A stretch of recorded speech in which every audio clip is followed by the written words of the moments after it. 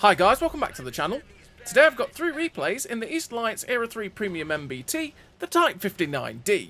Now if you do like the video as always, don't forget to like and subscribe down below as it really does help out the channel. And yes, the Type 59D. This tank was buffed in the latest patch that came through, and while it's still not a tank that you'd probably pick over most other MBTs if they were on sale, like you're not going to pick this tank over a Leclerc Ares prototype, which is the piece cells, or you're not going to pick it over an Asario or something like that. The buff to this tank has actually been very significant and enough to make it be able to stand on its own 2 feet. Enough so that if you ever got this tank in a war chest or you own this vehicle in general, it's well worth going giving it a go because it is a lot better than it was. Before, it was pretty dreadful, and to be honest, it suffered really badly. It still does suffer the problem that other MBTs decide this thing's going to die. This thing's going to die because it struggles to get away from them, and they generally have better, well, they have the same gun handling as you, and I think that's the thing that the changes have helped, is the fact that they have similar to or better gun handling than you now, as opposed to they all have better gun handling than you, and your DPM is actually in that range where you can keep up with them for damage output now, whereas before you were just worse than most MBTs in the era, which was always a bit frustrating for the Type 59D. So I've talked about buffs. What changed on the Type 59D? Well, as you can see flash up on your screen right now, the HP went up a little bit. The health burn per second went up as well, which is technically a nerf, but at the same time it's because you got more HP. Your effective armour against ATGMs went from 35mm to 403mm on Armour Panel 10, which is the same as the Armour Panel 19 as well that is also on the turret.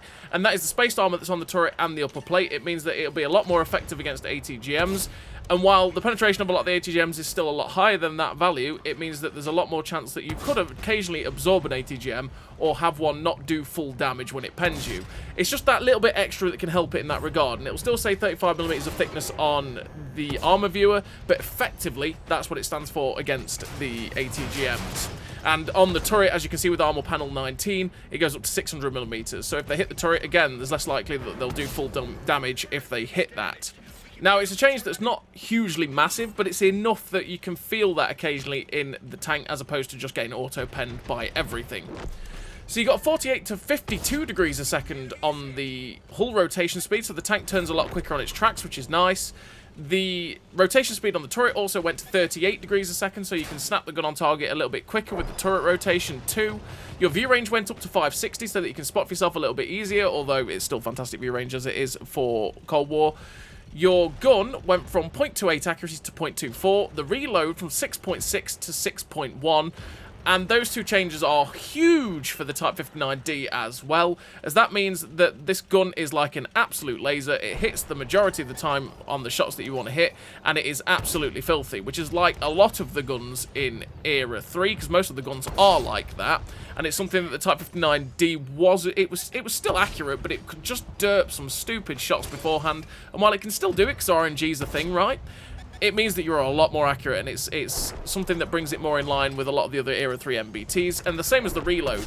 That 6.6 down to a 6.1 second reload is a massive change. That buffs you up to nearly 6.6k DPM, and that is in line again with a lot of the MBTs in Era 3, and it means you can compete with that DPM a lot more, which makes it that lot easier to do the higher damage numbers than before. And you also feel like if you get stuck into a knife fight, at least you can take a lot more of their hit points in that regard too, which is glorious for the Type 59D. And like I say, for a lot of the games that I've played in this vehicle, it's definitely been just generally a lot nicer to be able to play. The gun handling's felt that little bit nicer. Occasionally I bounce shots that I don't feel like I would have done before, but again, don't ever try and rely on the arm on this vehicle because it's not very good, and most MBTs will butcher you anyway. Occasionally ATGMs, like I say, don't always pen, but still, again, if they're going to be hitting you, a lot of the time they will be taking you out, and, well, yeah, you can still be taken out quite easily if someone decides in Era 3 you're going to die, which is why I say this vehicle, as an entry Era 3 vehicle, isn't one that you look at and go, yeah, you must pick it up now because it's absolutely insane. Yeah, it's probably balanced as an entry Era vehicle in general. but it still struggles against the majority of MBTs when, again, like I say, would you pick it over something like the MBT 80 that's on the opposite team, on the Asario that's to our right, the Peace Cells, the Leclerc T4, the Leopard KWS 3? You get my point. There is so many other MBTs that are way, way, way more worth in this vehicle, will make absolute big bucks, and will not feel outclassed in quite a few situations than this vehicle. But if you own it, the buffs have made it a lot more competitive, and they've made it a lot more like a tank that you sit there going, I don't feel completely screwed just because I'm in a Type 59D and there's nothing I can do. The only other thing that they missed out with the Type 59D when they buffed it was probably an ammo count buff, because you, especially with how fast you fire and also buffing up how fast it fires, you do run out of ammo at times in this vehicle, which can be a bit irritating. So it's one thing that they could probably still change on this tank. It's probably the only other thing they could change on it, is making sure that you don't run out of ammo quite as easily. And it also means you could probably risk taking some HE rounds on this vehicle, because the 290 pen, the 590 alpha, they could be quite useful, especially for firing against Belkers, but at the same time, you don't risk taking the HE because you run out of ammo that easily in this tank. Which is why I ran full gold on this tank in the previous iteration of the tank before it got buffed, and also because you felt like your DPM wasn't quite as good as a lot of the other Era 3s. You wanted to make sure you were penning every single shot, so the extra 50 pen could be quite a big thing for penning certain plates of armor in Era 3. But yeah, with the Type 59D now, we have a 67km/h top speed, the 26km/h reverse speed, 19.77 horsepower per ton, so you fly up to that top speed easily enough. Your reverse speed's great. You got 57.2 degrees a second on the hull rotation speed with the build that I run, which means the tank turns extremely quickly on its tracks. 620 meters of view range, so you can spot for yourself. Ground resistances don't hold it back whatsoever, just like most tanks in Era 3 and Cold War. 47.35 degrees a second on the turret rotation speed is slower than the tracks, a lot slower by 10 degrees a second, so bear that in mind. 0.5 second accuracy during rotation, with a 0.78 accuracy during movement, means the aim circle doesn't bloom out much at all, and that's without running the gun stabilizer. That's just running steady aim and run and gun. And that means you don't need the gun stabilizer, which is great. And it's something that helps it out a little bit more as well, is the fact that you kind of needed it a little bit previously just to make sure that you were hitting all the shots and again making the most of your DPM, because it did bloom out a little bit more and you weren't quite as accurate. But you don't need that anymore because of the great accuracy during rotation and movement, and especially since the accuracy at 100 meters is now down at 0.19, which is phenomenally accurate, just like most MBTs in Era 3. You've got 7 degrees of gun depression, which is neither good nor bad. It means some ridge lines you'll struggle, some ridge lines you'll be able to do better than some of the other Soviet-esque vehicles, so that's alright for the Type 59D. You got 4.34 second reload now, which is 6.6 DPM. 6.6k DPM, which is absolutely fantastic. Yet again, means you can keep up with a lot more of the MBTs in Era 3 now, whereas before it really felt like, you know what, I've really got nothing at all going for me, which could be pain for the Type 59D. 605 penetration on the standard APFS DS, with 650 penetration on the premium APFS DS, 290mm of penetration on the HE for 480 alpha and 590 on the HE, with 1501 meters a second shell velocity on the standard APFS DS and the premium APFS DS. If you were to load HE, 850 meters a second, which is a lot slower, so it will feel like you're looping your shots a little bit in this tank if you were to load HE, so be careful of that. But like I say, you're never really going to load the HE because you really do feel like you run out of ammo quite a lot, and it's not something that you truly want to load in case that you end up in those sorts of situations where you do end up running out of ammunition. And you have a 150% silver bonus on this vehicle, which means you do make a good amount of silver, and with a 2x silver booster, you will make very, very nice silver. And you might see that in one of these replays as well. So what do I run in terms of recruit and equipment to get those sorts of loadouts?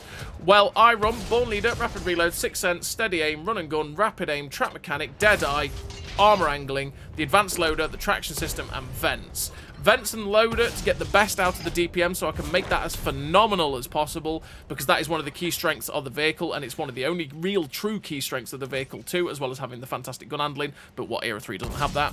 The Traction System to be able to get that extra top speed in the 67 kilometers an hour. The Deadeye for the memes to make the most of the chance of doing module damage to vehicles. Memes, again, you could run any other perk instead of that. That's just a meme one for me.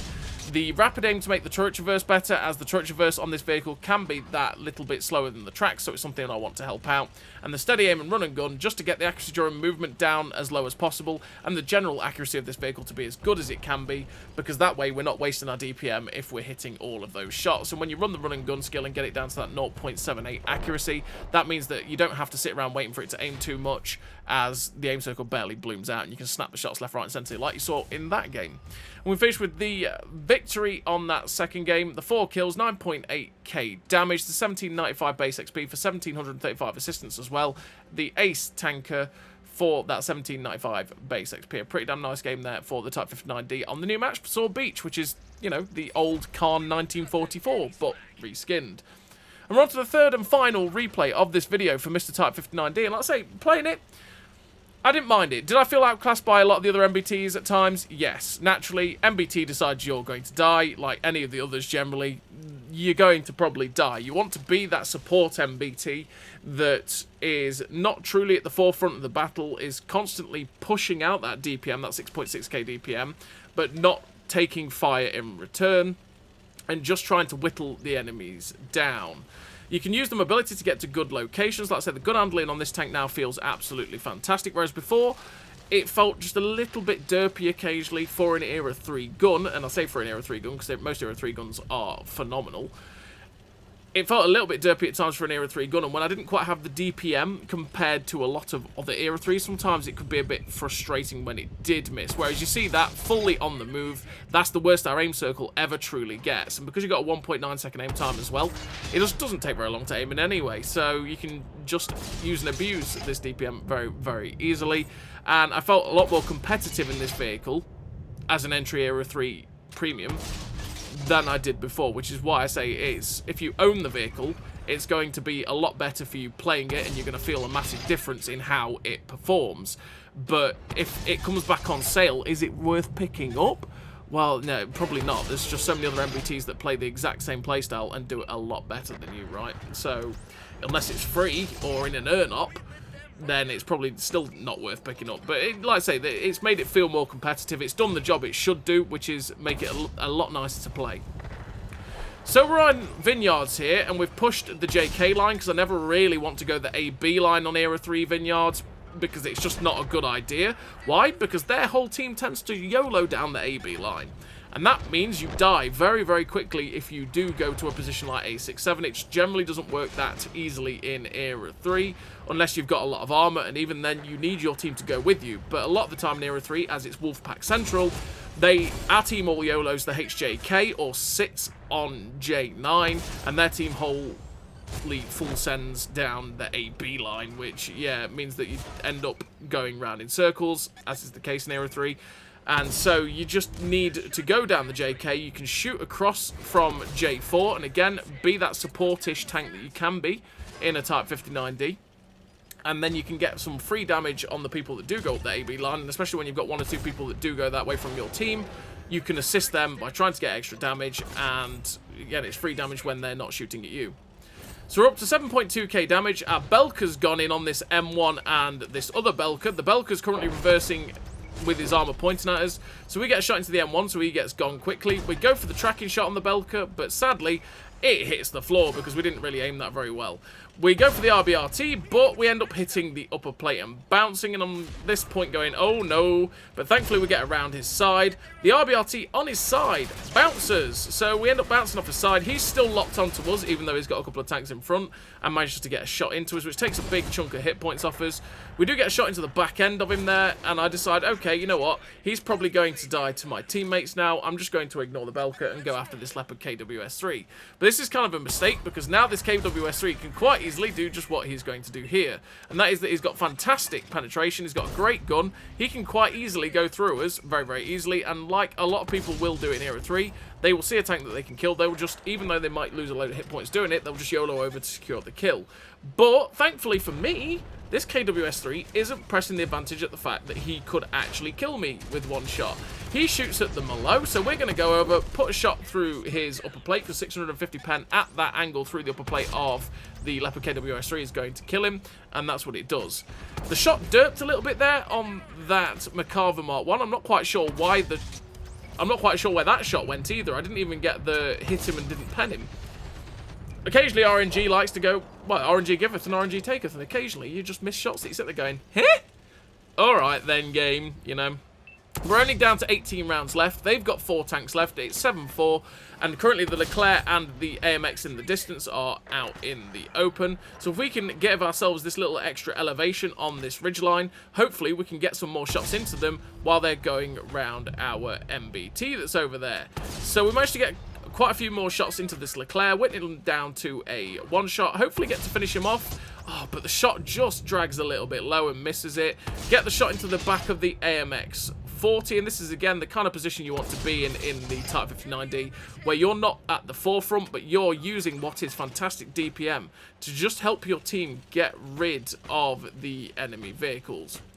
So the Marder A3 and the BMP3 have gone in on the PT91, but the BMP3 is gone. The Marder 1A3 shuts down the PT91, and this is where we're going to struggle to get any more damage on this Marder A3, because while we go at 67 kilometers an hour, and that's a nice top speed, we're not as fast as a lot of other MBTs in Era 3, so we're not as likely to get anywhere near it. And as you can see, all his hit points have evaporated, and that's the max we're going to get out of the game. But still a fantastic game there for the Type 59D, which is a lot easier to do now in this vehicle than it was previous because of that extra DPM. You've got that 1 kill, 12,778 damage, the ace tank of the high caliber, the Confederate medal, with 1749 base XP. A really great game again for the Type 59D.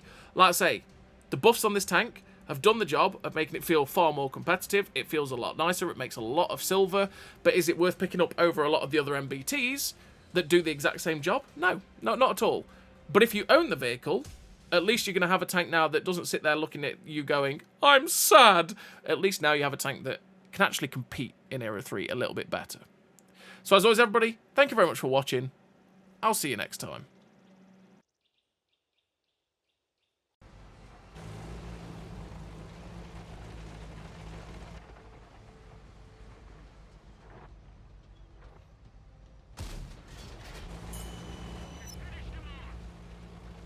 A great success!